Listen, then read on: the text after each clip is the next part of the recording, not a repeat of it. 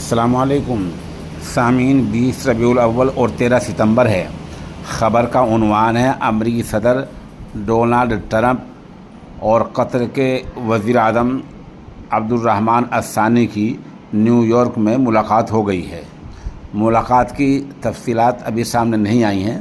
جو خبر writer agency نے دی ہے وہ ہم آپ کو سنا دیتے ہیں۔ امریکی صدر ڈونلڈ ٹرمپ نے نیو یارک میں قطر کے وزیر اعظم شیخ محمد بن عبد الرحمن الثانی کے ساتھ ڈنر کیا، رات کا کھانا کھایا۔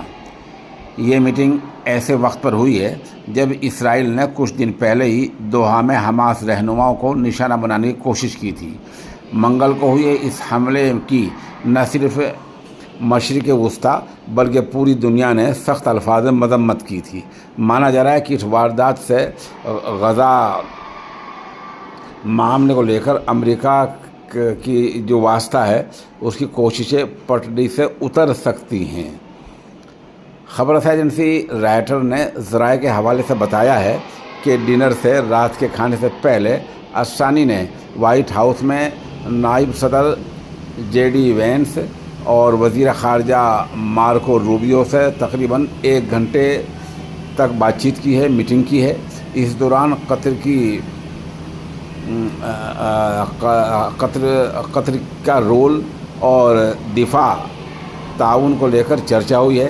امریکہ اور قطر لمبے وقت سے غزہ میں جنگ بندی کرانے اور یرغمالیوں کو رہا کرانے کے لیے اور لڑائی کے بعد غزہ کو امن و صحیح طریقے سے بنانے کے لیے کوشش کر رہے ہیں، بات چیت کر رہے ہیں۔